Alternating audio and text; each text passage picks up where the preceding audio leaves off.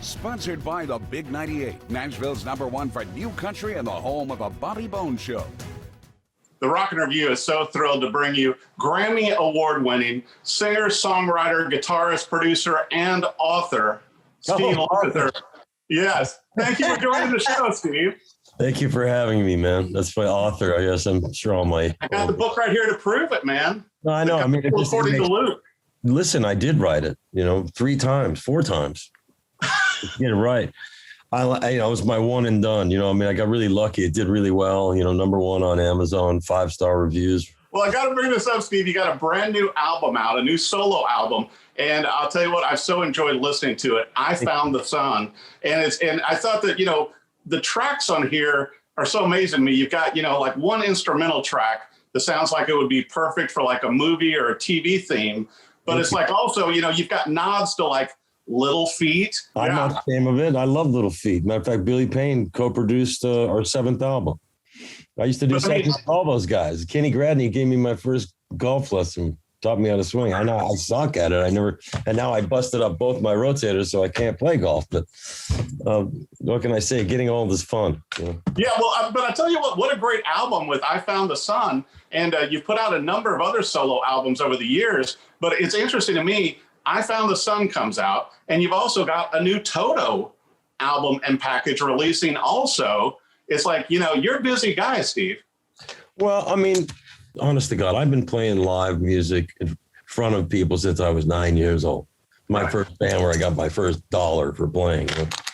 And it's been my whole life performing, the studio. Like, wow, I got to be a studio player. That's the coolest thing ever. A lot of people don't know what that job really entailed, but it was some of the best years of my life, working with all these amazing artists, incredible musicians, producers, and engineers. And every day was like, wow, what are we doing? It was a fantastic time in my young life, and a great honor for me to be a part of that, the last era of session guys where we'd show up, they'd hire us, and we'd show up not knowing what we were going to do, even what kind of music or who the artist was. And then as you get more famous doing it, then you get the more A sessions with the well-known people, and then stock goes up and you get paid more. And you can do that for about 15 years. And then all of a sudden you kind of hit the wall with it, and it was time to move out and let somebody else do it. That's what I was taught by my guys that I looked up to. Rittenauer, Graydon, Ray Parker, Carlton, Dean Parks, all the great guys I used to sit next to when I was a kid, they're still my close friends. With that extra time, not doing Toto, because Toto at that time would only work a couple of months a year, you know what I mean? Right. Making an album. So I had a lot of other things that I wanted to work more. So I started on a little solo career in 1989, and I've sort of stayed at it, but I hadn't made a solo record in like 10 years, because I got the Ringo gig. So it'd be Toto Ringo. I was on the road 300 days a year. I didn't have any time. And then we were doing new Toto music at the time with the old incarnation. We thought that was over in 2019. And because Joe and I still wanted to do it, and David Page, he's still the leader. Me and him talk every day. He just can't medically tour anymore. He had to get a heart thing. And, the doctor said, you can't, with the medications, he can't tour anymore, man. Right. He's 65 years old and he doesn't need to do it. And he's like, I want you to do it. He still comes to rehearsals and is the musical director and is, he'll play in LA and come, he'll show up now and then, when it's medically possible for him to do it. And he's still the guy to me. He put us on the map. Him and Jeff put us on the map. You think back in the day, you remember when stereo stores were a big deal. And I remember every time I would walk into a stereo store, it was either Toto or Steely Dan being used to test the stereo equipment. And that's a pretty big testament, man. Well, first off, the genius engineers who we had to work with, Al Schmidt, who just passed away, God bless his soul. That hurt because I've known Al since 1977 when I was first starting out. And he did Toto 4 with us, along with Greg Ladani, who was a legendary guy, another guy that we lost, who was just spectacular. But Al cut the tracks and did all the overdubs with us and stuff. And then we let Greg Ladani mix it with some fresh ears, and he was more of an aggressive rock guy. And, Al gets the A sounds, but he's more of a jazz guy. You know what I mean? I just thought, come on, we got the A level Al sounds. Let's see if we can rock and roll it up just a little bit, because Al could have done a great job, but I just wanted something, we were hearing something a little more aggressive, you know what I mean?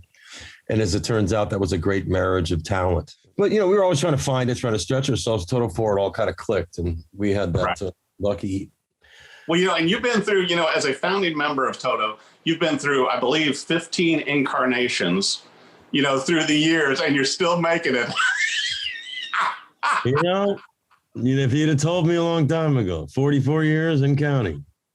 I was going to say, you guys had your 40th anniversary back in 2018, the same year that your book came out. And it's just, it's still so amazing that, you guys as Toto, and certainly as your solo work too, Steve, is that you're able to recreate it live. Because you and I remember, back in the 70s, and no knock, some bands were making great albums, but they couldn't do it live out on the tour. And, and with your work and with Toto, you guys always were. Well, we're not really pretty, so we had to be good. You know what I mean? And when we started out, there was no image per se. If somebody was good looking in the band, that's great. Growing up in the 70s, you had a lot of albums that were great, but not a lot of beautiful people. Those were pop stars, So it sort of changed up. I mean, we were disciples of Steely Dan and the Beatles and all the great music that was made from the Beatles up until we started out doing records in 1976, 77, right. Before Toto. So I just, all the different styles of music we like, we were just playing in high school together, and we had this dream. And then Jeff Carl was in Steely Dan when we were in high school. So we realized how good we had to be, and playing in the band with, our high school band, which was Michael Landau, myself, John Pierce, who's in Toto now, Carlos Vega on drums, and Steve Porcaro on keyboards. And then Jeff Porcaro would come sit in with us, as well as David Page, because they were a few years older and they were working with Steely, and David was working on the Boz Scaggs Silk Degrees album. We were still in school, and they went off to go do the first leg of the Silk Degrees tour. And we were like going, wow, man. And we started doing demos for Toto in January 77. I have this all written down. That's why I remember.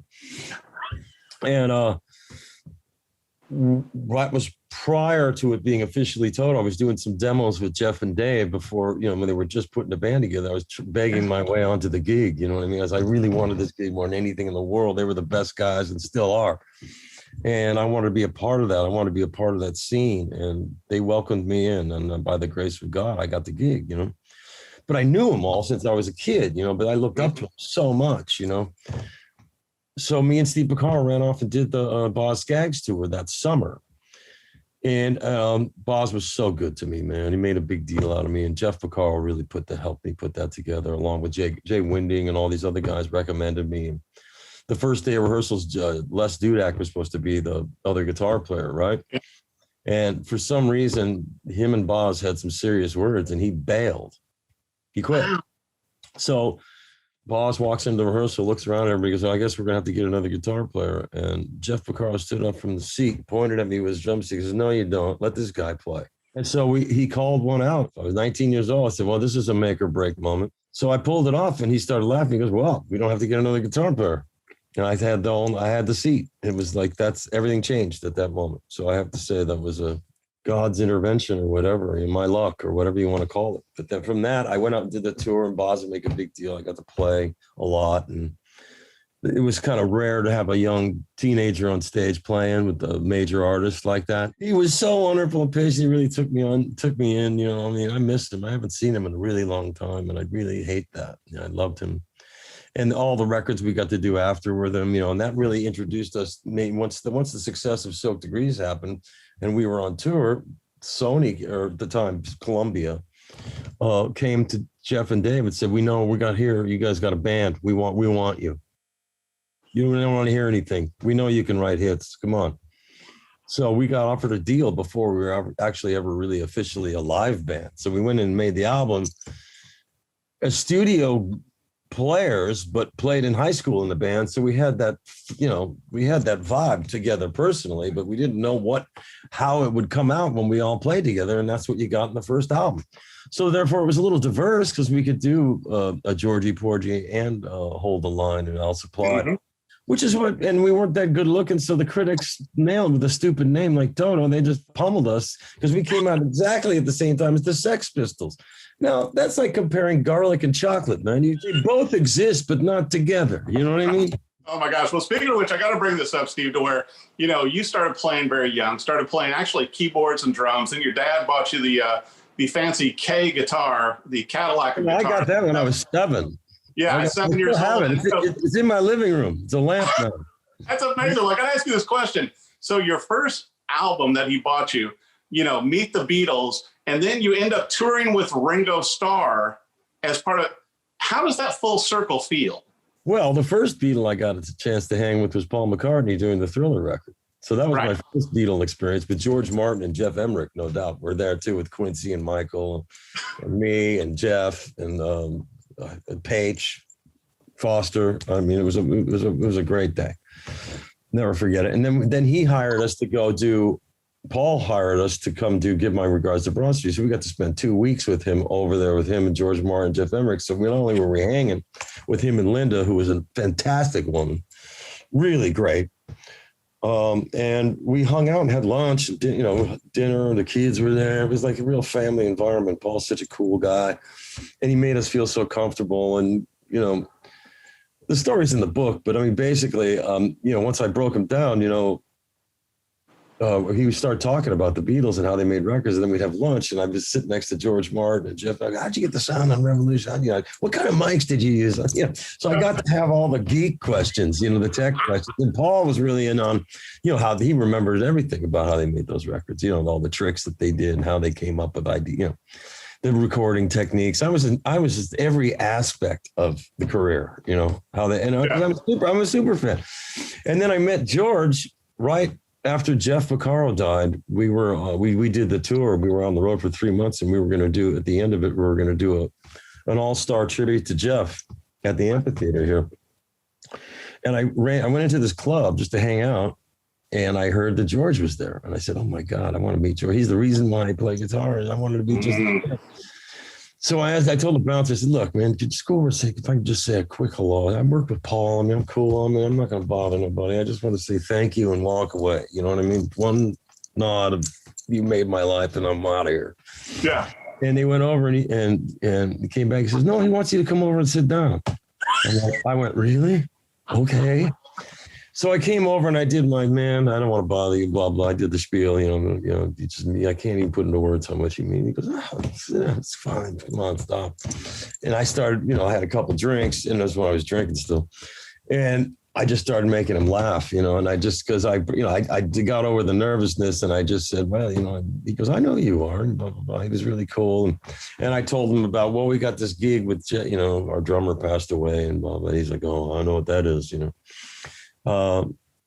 He was so cool. And I said, well, in a couple of days, we're playing the amphitheater, doing a tribute to him. A whole lot of Donald Fagen's going to be there. Boz, Mike McDonald, Crosby.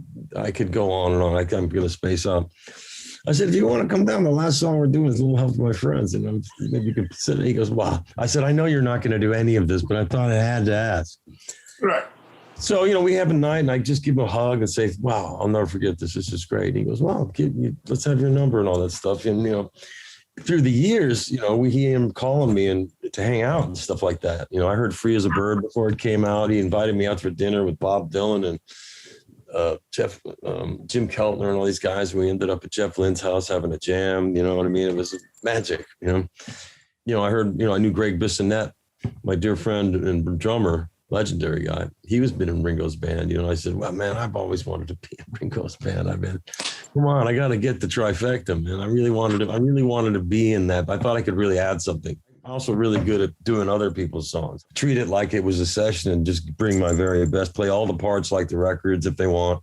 Do all the thing. Pay homage to, like, at least when I do Santana stuff, I got to play some of the stuff just to go, I understand, Carlos, you're still the man. He's a nice cat, but, great player. But, when you're doing other people's material, you have to nod to whoever did the original stuff, Oh, yeah. And I like doing that, trying to get the same sounds. And, I find it challenging and fun. For the 2 new albums, I Found the Sun and With a Little Help from My Friends, for Toto, did you stick with your signature, Ernie Ball guitars on that? Same exact guitar. Really? One guitar on my solo album. It's my green new Music Man with their pickups in it. Their new pickups in it. and some Yamaha acoustics. That's all. And on the Toto record, the same thing. I just used Music Man guitars. I had a couple different tunings, but so I had a green one and a blue one. But yeah, that's all I use. Through the Bogner amps, a couple stomp boxes, done. Before we go, with the two albums, the solo album, I Found the Sun, which I love your new solo album. Thank you. And the new Toto album. You guys are going to be on tour. Where can our viewers go to keep up with all things Steve Lukather and also Toto? And I think your book is still available. Yes, it is. It is. The Gospel According to Luke. So if they want to hear more of these great stories about the trifecta of Beatles and all of your incredible session work, where's the best place for people to go, Steve? I guess Amazon. That's I'd say go to your local bookstore. It's right next to the record store. And then we both know neither of these exist anymore. And I missed them. I mean, I just get .com, all of it, Okay. You just Google Toto, Google Steve Lukather, and it will take you everywhere you need to go. Yeah, and you got to be excited to get back out on the road. I feel like it's my first Christmas. You know what I mean? And Santa's coming, and I believe in Santa. So, you know what I mean? There's nothing wrong with that. I'll tell you what, and the music still holds up. Steve Lukather, thank you so much for joining the Rockers Review. You can get the book that's still out. Check out the brand new album, I Found the Sun, and also the new Toto album with a little help from my friends. Thanks for coming on the show, Steve. Thanks, man. Catch you next time. Sponsored by the Big 98, Nashville's #1 for new country and the home of a Bobby Bones Show.